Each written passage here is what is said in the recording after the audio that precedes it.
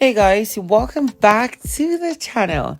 It's your one and only Lady Jackson bringing you this update as a day hot. It's so surprising today has been so hectic. When I say hectic, like I literally have not made any other video aside the one I made like 15, 16, 17 hours ago. But of course, I am back. Now, in this particular video, I'm going to reveal to you the crazy, chaotic fight between Tolemy and Ilebaye, and then the fight between Kim Oprah and Lucy, the new housemate, and then further reveal the conversation of bonding, supposed bonding between Venita and Adekunle and how disgusted Venita was, and so much more. So, of course, if you're new to this channel or you're a returning viewer and you've not subscribed, please, this might seem little to you, but it means a lot to me. Subscribe, click on the bell button beside for notification on every post I make. Don't forget to share your comments down below. Share this video, give this video a thumbs up so that more people can get to see it. And let's get right into the gist of tonight. So, first off, Lucy and Kim Oprah. You know, one thing I thought was not going to happen very soon was like a supposed fight between the new housemates. At least even if they were going to have an issue, right? It should probably be with some other housemate that has been there for weeks. That's what I suspected. Especially seeing that Pere was giving people hint on Ilebaye strikes and other people, blah blah blah. But then Kim Oprah and Lucy had an issue to the point that one of them has been saying she's going to leave tonight. So what happened? We saw that the housemates got therapists who came around and told them to write some stuff in group, what helps them relax, helps them get through when they're depressed or bothered and feeling uneasy about life and stuff. And the rule was, to everybody be contributing into the write-up. Now, Lucy was like, everybody in her group should write their stuff, and then one person can collect it all and then read it out to everybody's hearing, right?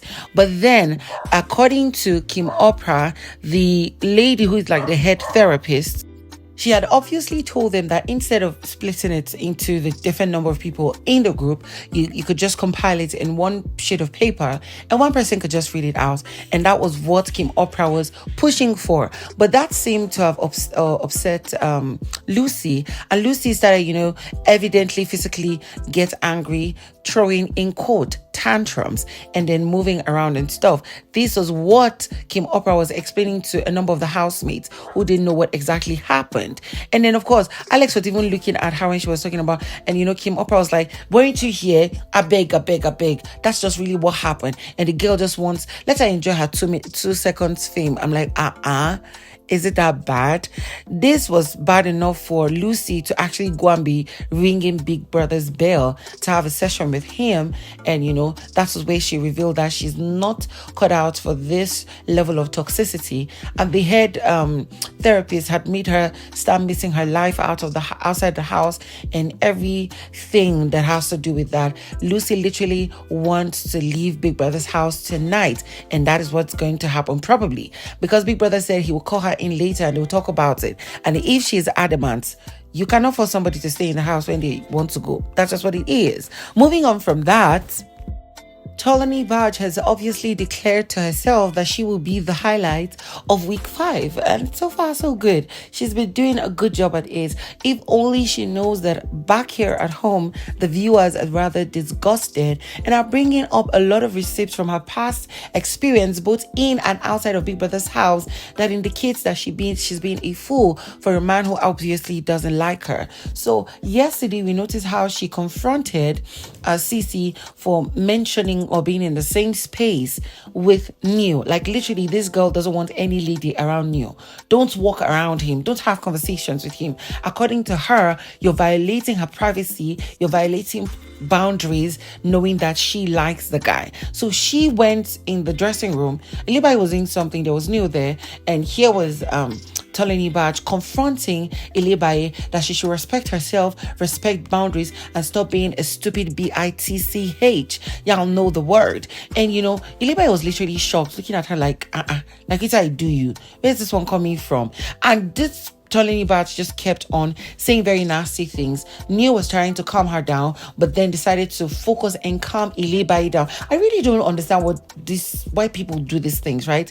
You see your friend having issues with somebody else. Your friend is obviously at fault. The best thing you can do is either calm the both parties at the same time or caution your friend. Instead, you're cautioning the other person who is literally supposed to be pissed at whatever was happening. And that was what he was doing. And Ilebaye had to shout on him, "Don't Ilebaye me, because where is this coming from? Why would she just be picking up on me every time? She'll be coming in my space saying this. I'll sit down on my own. She's calling Ilebaye." That went on for a while. People like Prince, I think Venita, one other girl, not Venita, but another girl came, and they all pulled, or was it Cross? They all pulled Ilebaye to the side, I think to the lounge, and she moved to the garden.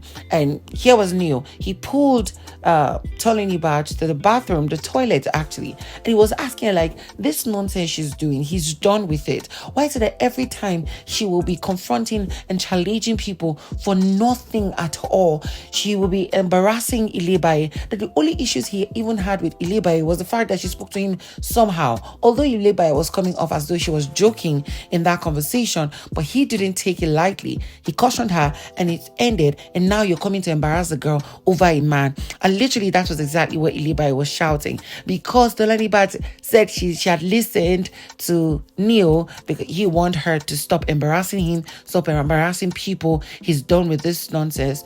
But Ilebaye go hear what? No. She left there, went to the garden, and kept shouting, "If you think you're all about that life, face me. Come and take another strike, bitch. Come on." Hey, what will I not hear in Biggie's house? What will I not hear you? But I really like one of the responses that, Ilebaye gave to her. You're fighting over a man who doesn't even care about you. He keeps saying ill about you. He keeps telling people he doesn't give a fuck about you. Who calls you bro? So why are you wasting your time? Why are you being so daft? But no, this girl's not going to hear. And it's going to embarrass her. By the time she's done, she'll come out of the house and get depression, because that's literally where this is going towards. With certain things that are happening in Biggie's house, I used to wonder, like, is one of these new housemates, Biggie's guests, are they here to come and expose some of the things that happen outside of the house secretly to some of these housemates? Why? Because we keep seeing a little bit of change of attitude from some of these housemates and some certain conversations, like, "Hey, you, Sheyi, you should stop saying disrespectful, this, that. Pere, stop doing this, blah, blah, blah." And that is a replica of what I'm seeing in the ship between Adekunle and Venita. So the both of them were in the garden earlier today, and here was Adekunle trying to explain or talk to Venita, and Venita kept like a stank face, like a disgusting face. At some point I was telling myself, my dear Adekunle, if you know what's good for you, this girl doesn't give a shit about you. And by the time you're done with this show, you see how you actually messed yourself up by yourself. So he was telling her that, the house has been so chaotic, it's been stressful, that the only thing they think or do in this house is quarrels, to get into trouble and stuff. And right now he feels that what is best for the both of them is to focus and take their time to know and understand each other better. And I couldn't agree more, because all we see is that they gang up to fight somebody, defend each other when one of them is fighting another person, and then go to bed and lament about people, and then sleep and wake up and go back at it. It's like a continuous circle, and I literally get bored with it. It's just what it is. Venita doesn't really give a shit about this boy, and it is what it is. I think he's fooling himself. We're just disappointed that this is the second chance for him to prove himself, and he's doing what he's doing. Now, it must be the best for him, but we don't really care.